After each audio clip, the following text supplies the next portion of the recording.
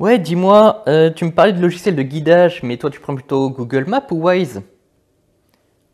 Pourquoi tu veux que je mette des lunettes? Ça fait longtemps que je suis plus à la carte routière, moi.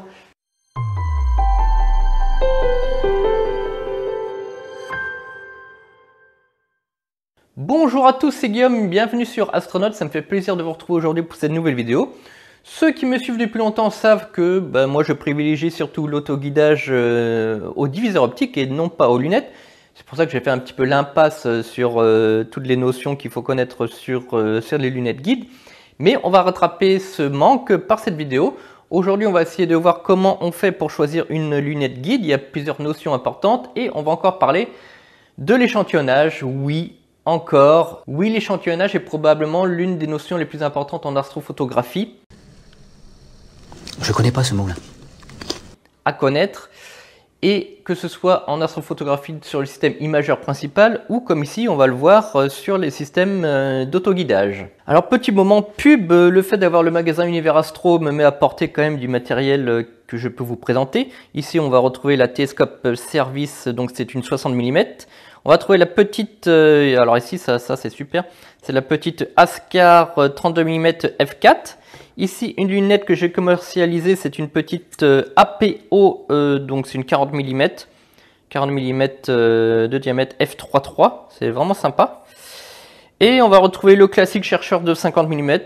Et ici, on va avoir donc une lunette, ça c'est une lunette imageuse, mais on va voir qu'on peut utiliser aussi ces types de lunettes en autoguidage. Alors non, pour choisir une lunette guide, on ne prend pas la plus petite, la plus légère et la moins chère qu'on pose sur notre télescope et on se dit ça fera le boulot, j'en suis sûr. Et non, ça marche pas comme ça, ça serait trop beau. Il y a des notions très importantes à prendre en compte et vous avez sûrement entendu parler dans beaucoup de vidéos, je veux dire chez les autres ou même chez moi où on entend parler voilà, des différences de focale entre le système imageur principal et la lunette guide. Souvent, on va parler de rapport de focale de 3 ou 4, sauf que ce n'est pas tout à fait exact. Oui, la focale a une importance dans la lunette guide, mais ce n'est pas la raison principale.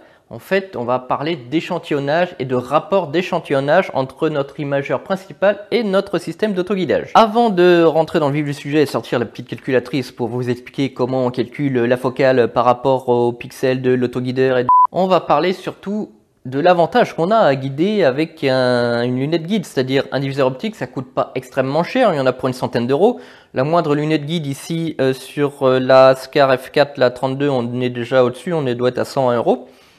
Donc quel est l'avantage, à vrai dire, de prendre une lunette guide plutôt qu'un diviseur optique? Le premier avantage, c'est la simplicité d'utilisation. C'est-à-dire une petite lunette comme ça, vous le mettez à la place du chercheur de la lunette. Vous mettez une petite caméra pas chère derrière, vous faites la mise au point en tournant ici, et c'est fini, c'est super simple d'utilisation.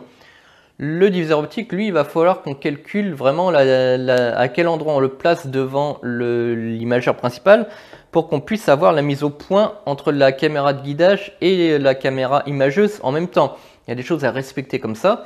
Et le deuxième point qui est compliqué aussi en diviseur optique, c'est-à-dire si on a un gros diviseur optique comme le mien sur la Moravian, on a un diviseur optique qui fait une taille de 68 mm de diamètre, et bien le diviseur optique il est très loin du centre de l'image. Donc, si vous n'avez pas un système qui corrige les étoiles sur un cercle d'image élevé, eh bien, vous allez avoir des étoiles guides qui vont être extrêmement allongées, avec beaucoup de comas, que ce soit sur les lunettes, même si elles sont corrigées, on ne corrige qu'un cercle d'image défini. En règle générale, on va avoir un cercle d'image de 44 mm corrigé. Et si on n'a pas ça, moi mon diviseur optique il est au-delà de ça, et bien moi j'ai eu des problèmes sur par exemple mon Askar Fra 400. Je ne peux pas avoir des étoiles rondes avec ce diviseur optique. Elles vont être obligatoirement allongées. Alors le logiciel d'autoguidage, lui, va calculer le barycentre de l'étoile. Donc lui va prendre la largeur, la longueur, voilà. Et puis il va savoir calculer le centre. Mais des fois, elles sont tellement déformées que quand même le guidage va être beaucoup moins bon que si on avait une étoile bien ronde. Donc l'avantage d'utiliser du coup une petite lunette guide, c'est-à-dire on va souvent guider dans le centre de l'image. Alors on n'aura aucun problème à avoir des étoiles guides sur ces petites lunettes, de toutes celles que vous pouvez voir. Et c'est vrai qu'un diviseur optique, si vous shootez dans un endroit où il n'y a pas beaucoup d'étoiles, à forte focale, vous risquez de ne pas en avoir, du coup c'est un peu compliqué. Donc là, pas de problème d'avoir des étoiles, et surtout les étoiles vont être relativement rondes, surtout dans le centre, optique. Après, l'inconvénient, c'est qu'on va rajouter quand même du poids. Alors sur ces petits là, voilà, c'est pas très lourd, mais si on commence à vouloir mettre ça ou même plus gros parce qu'on se rend compte qu'il nous faut plus de focale, eh bien on va commencer à avoir quand même beaucoup de poids. Et aussi un déport, un équilibrage qui va être un petit peu plus compliqué sur votre monture. Maintenant on va voir un petit peu comment on fait pour calculer la focale qu'il nous faut de notre lunette guide par rapport à notre imageur. Alors je parle de focale parce qu'on va partir d'une base de caméra de guidage pour déterminer ensuite la focale qu'il nous faut par rapport à cet autoguideur. Je dis tiens, j'ai le budget pour telle caméra de guidage, et bien quelle lunette guide il va falloir. Mais on va voir que les deux, voilà, vous pouvez jongler sur les deux. C'est-à-dire le mieux restera toujours, et ça vous pouvez le noter dans votre petit carnet, éviter les caméras de guidage aux gros pixels. Si vous voulez guider à la lunette guide, ne prenez pas de caméra avec des gros pixels. Prenez les petits pixels. C'est extrêmement important. Et là, déjà, vous partirez sur une bonne base. Et l'avantage aussi de guider avec une lunette guide, c'est que vous n'êtes pas obligé de guider avec des petites caméras autoguideurs bâtons. Voilà, qui rentrent dans les oculaires. C'est pas grave, ça c'est plutôt pour les diviseurs optiques. Donc, vous n'êtes pas obligé de prendre ces types-là. Vous pouvez prendre n'importe quelle caméra planétaire, ça fera l'affaire. Ici, vous avez un filetage en M42 et vous allez les retrouver sur tous les autoguideurs. Donc vous avez à la fois ce filetage, mais vous avez aussi le coulant 3175 qui vous permet justement d'insérer les petits autoguideurs. Donc que vous preniez un petit autoguideur au format 3175 ou un qui a un filetage M42, peu importe. Donc choisissez bien votre caméra de guidage et si vous guidez avec donc une lunette, prenez celle avec des petits pixels. N'allez pas trop loin non plus, ça sert à rien d'avoir des pixels de 1,9, mais voilà 2,4, 2,9 c'est très bien. Voilà, vous aurez déjà une caméra qui pourra avoir l'essentiel des focales et des diamètres de nos lunettes guides. Alors dans tout ce que je vais raconter, il y a une chose quand même qui est plutôt définie par l'utilisateur, c'est-à-dire voilà, on va essayer d'avoir un rapport d'échantillonnage entre l'imageur principale et l'autoguideur. Voilà, d'un rapport de 3 ou 4. Alors 3 ou 4, c'est chaque utilisateur qui va le définir. S'il y en a un, il va considérer que bah non, moi je trouve qu'avec un rapport de 4 ça marche bien. Ou un autre il dit bah non, moi je trouve qu'un rapport de 2 voilà c'est mieux. Ou alors il y en a un, il va dire bah un rapport de 3. Moi je serais aussi de l'avis de garder un rapport d'échantillonnage entre 3 et 4. Donc on va partir sur des exemples avec 3 et 4 pour voir un petit peu la différence de focale qu'il faudrait entre l'un et l'autre. Et le calcul, en fait, il est relativement simple. Vous prenez la taille de pixels de votre autoguideur, vous le divisez par la taille de pixels de votre imageur principal. Ensuite, vous le multipliez par la focale de l'imageur principal et vous le divisez ensuite par le rapport que vous voulez, donc 3 ou 4. Et ça vous donnera donc le rapport de focale qu'il vous faudra pour votre lunette guide pour garder ce rapport d'échantillonnage. C'est compliqué, mais c'est compliqué. Vous croyez pas qu'on a autre chose à faire? Petit exemple. Oui, je prends ma note. On va comparer donc les rapports d'échantillonnage avec deux caméras différentes. On va parler de la caméra, donc c'est la 7Na de chez Player One, qui a des pixels de 2,4 microns avec mon ancienne Loadstar qui a des pixels de 8,2. Alors je prends cet exemple-là tout simplement parce que eh bien, moi en fait ce sont mes deux caméras de guidage que j'ai testé. Et on va prendre aussi donc le classique, hein, je veux dire que vous prenez l'ASI 533 ou la 2600 ou la 6400, les pixels sont de 3,76 microns. C'est les mêmes capteurs, sauf qu'ils ont des tailles différentes. Voilà. Donc on va essayer de prendre et arroser un peu la panoplie que tout le monde arrive à acheter plus ou moins. Donc dans notre exemple, on va prendre mon Newton de 1000 mm de focale. Donc si on prend la petite caméra 7Na qui a des pixels de 2,4, donc on fait 2,4 divisé par 376 multiplié par 1000 mm de focale de mon Newton. Donc divisé ici, on va diviser par 4, et bien ça nous donne une focale minimale de notre lunette guide à 160 mm de focale. Voilà, en gros vous pouvez guider 1000 mm de focale avec une petite comme ça, voilà, qui a alors celle-ci elle fait 128 mm, donc ça serait un peu juste. Voilà, on partirait plutôt, bon là on a 120, 132, c'est pas beaucoup mieux. On partirait peut-être plus sur donc une 80 mm qui fait 240. Voilà, on est là, on serait large, on serait bien. Mais voilà, la focale minimale, si on veut garder un rapport à 4, c'est 260 mm. Alors 4, moi j'aimerais bien plutôt 3. Par exemple, je me dis quand même, je trouve que ça fait léger, donc ça c'est pareil, c'est au jugé, donc moi j'aimerais plutôt partir sur un rapport d'échantillonnage de 3. Donc là ça donnerait une focale à 215 mm. Voilà, il n'y a pas énormément de différence, donc c'est pour ça que dans mon cas particulier, si je dois guider mon Newton à la lunette guide, je partirais au minimum sur une focale de ici 240 par exemple, avec la petite télescope service. Qui fait 240 mm de focale pour 60 mm de diamètre. Prenons par exemple maintenant ma Lodestar pour comparer, parce que là on est avec des tout petits pixels là, avec la 7Na. Donc si on prend la Lodestar qui a des pixels de 8,2, on n'a plus du tout le même rapport d'échantillonnage. Donc quelle focale il nous faudrait du coup avec cette caméra de guide? Eh bien c'est simple, on fait 8,2 divisé par 376 fois 1000 divisé par 4. Et bien là, on passe de 160 mm à 550 mm. Ça, c'est un excellent exemple pour vous montrer qu'il n'y a pas que la focale de la lunette qui compte, il y a la grosseur des pixels de la caméra de guidage qui compte. D'où l'intérêt d'avoir des pixels les plus petits possibles, parce que ça va nous réduire d'autant plus la focale nécessaire de notre lunette guide. Donc 550, c'est si on prend un rapport de 4, mais comme je disais, je préfère un rapport de 3, ça nous montre la focale à 730 mm de focale.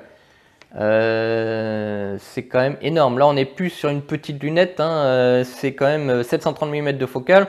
Voilà, hein, c'est une 100-700, quoi. Hein, voilà, hein, c'est une 100 f7, hein, c'est énorme. Hein, c'est déjà de la grosse lunette. Hein.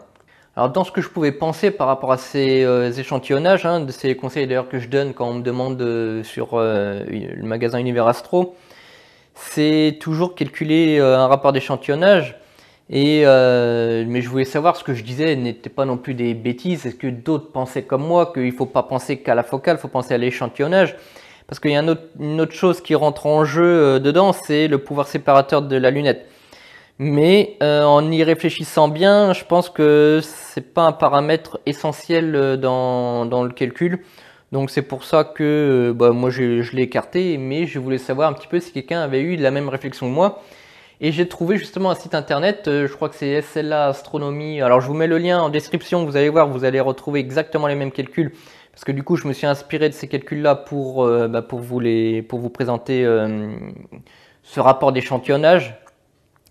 Et du coup, il s'avère que oui, d'autres personnes pensent exactement la même chose. Je ne pense pas du coup dire des bêtises en vous expliquant ça comme ça. Donc voilà, maintenant vous avez une bonne base. Hein. Je vous conseille d'aller voir le site, là c'est très bien expliqué. Vous avez les calculs d'échantillonnage. Vous avez aussi le calcul de rapport d'échantillonnage pour calculer la focale idéale de votre lunette guide. En gros, tout ce que je viens d'expliquer là. Mais à l'écrit sur un site internet, c'est très bien fait. N'hésitez pas à y aller. Alors pour finir, je voulais parler d'un autre petit point. Alors ça sera peut-être pour ceux qui ont un petit peu plus d'argent, hein, forcément. Il y en a parmi vous qui ont plus les moyens que d'autres. Et il y en a qui vont avoir les moyens d'avoir plusieurs tubes imageurs, qui vont peut-être avoir un poste fixe, qui vont avoir donc du coup un gros télescope, plus dessus une autre lunette, non pas de guidage, mais une autre lunette imageuse en parallèle, etc. Rien ne vous empêche d'utiliser un tube avec l'autre. Par exemple, on peut utiliser un Newton de 1000 mm de focale pour guider une lunette de 400. Je veux dire, ça ne change rien.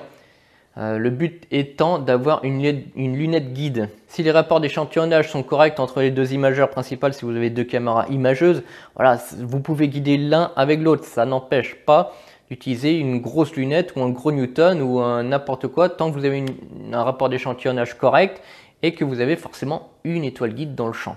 Donc pour ceux qui ont ces systèmes-là, ça ne sert à rien d'avoir une autre lunette guide pour chaque instrument que vous avez sur votre monture. Ça ne sert à rien de vous guider avec l'autre instrument qui est en parallèle. Il n'y aura aucun problème. Bon voilà, je pense qu'on a fait à peu près le tour. Hein. Pour reparler un petit peu du matériel, ici vous avez donc alors ça c'est un bon rapport Celle-ci, la Telescope Service, la 60 mm, c'est un bon rapport poids, diamètre, focale. C'est assez intéressant. Vous allez retrouver aussi la même en 80-400. Donc vous aurez une focale un peu plus élevée. Je crois que c'est une 80-400. Pour les focales qui vont être un peu plus petites, je veux dire la personne qui a une FRA 400, FRA 500 ou alors une 61 dph, la petite Ascar 32 mm guide ici est parfaite. Ou alors si vous voulez quelque chose qui est voilà, un petit peu plus qualitatif en termes de piqué d'étoiles, vous pouvez partir sur la petite lunette que je propose en carbone. Ici, c'est un triplet dedans. Ici, voilà, on a des lentilles simples. Mais là, c'est un triplet APO. C'est-à-dire que vous n'aurez pas de chromatisme. Vous aurez des étoiles moins pâteaux et beaucoup plus piquées. Elle est vraiment intéressante celle-ci, même en termes de tarif, elle est très très bien. Je les vends en plus en kit encore moins cher avec une caméra guide de chez Player One. Vous pourrez aller jeter un oeil. Je vous mets les liens aussi en description. Donc là c'est 40 mm, là c'est 32. Ici on a le classique chercheur 50 mm. Donc ici c'est voilà, mise au point hélicoïdale. Toutes celles-ci ont des mises au point hélicoïdales. Ici c'est en tournant la bague là, vous tournez carrément le fût. Ici vous avez voilà pareil hélicoïdal. Là c'est pareil. Ça c'est le chercheur classique que tout le monde a. 50 mm, voilà, ça c'est souvent livré avec votre télescope. Ici, par contre, vous avez d'origine équipé le système hélicoïdal. Sinon, il faut en rajouter un. Ça se vend. Moi, vous en trouverez aussi sur le site pour équiper vos chercheurs. Voilà. Et après, comme je vous l'ai expliqué, vous pouvez utiliser n'importe quelle lunette imageuse classique comme autoguidage, comme lunette d'autoguidage. Et ici, bon, bah, du coup, vous aurez une mise au point classique avec voilà, vos molettes démultipliées. Voilà. Après, ça c'est utile si vous trouvez vraiment pas de focale adaptée, bah, vous pouvez monter avec des lunettes de 100 mm ou de 80 avec des focales plutôt à f7. Si vous avez vraiment des télescopes avec des grandes focales ou des problèmes avec votre caméra de guidage. Voilà, donc sur ce, j'espère que cette nouvelle vidéo vous aura plu. Prochainement, on va parler de matériel encore que je vais recevoir, entre autres des nouvelles montures avec des nouvelles motorisations que j'ai vraiment hâte de vous présenter. Elles ont un peu de retard, donc j'espère qu'elles vont arriver très prochainement. Ce sont des grosses montures qui portent 75 kg de chez JTW avec des motorisations à friction, donc pareil, on n'aura pas de jeu. Je pense que c'est quelque chose qui va se démocratiser, qui va être extrêmement performante. Donc ça doit arriver bientôt, j'attends encore. On va peut-être aussi parler des nouvelles gammes de chez Ascar avec la gamme APO. Donc on va trouver des 107 jusqu'à 185 mm de diamètre. Ce sont les plus grosses lunettes que j'ai jamais vendues, à vrai dire, même que j'ai jamais vues. Voilà, des lunettes de 185, c'est énorme. Donc j'espère pouvoir vous en présenter. Et connaissant Ascar, je suis sûr que c'est de la bonne qualité. Donc hâte vraiment de vous les présenter et surtout qu'elles sont à des tarifs extrêmement abordables, entre guillemets, parce que forcément tout le monde n'est pas prêt ou capable de mettre 1500 € quand même dans une lunette. Mais par rapport à ce qui peut se faire à côté, le prix est extrêmement abordable. Pour une qualité vraiment, j'en suis sûr, qui est extrêmement bonne. Donc entre autres sur les 107, 120, 140. Voilà, cette vidéo est terminée, j'espère que vous aura plu. N'oubliez pas l'abonnement, le pouce bleu, la cloche, enfin bon, vous connaissez tout ça. Ça m'a fait plaisir de refaire une vidéo, ça faisait longtemps que j'en avais pas faite. Et je vous dis à bientôt sur Astronaute.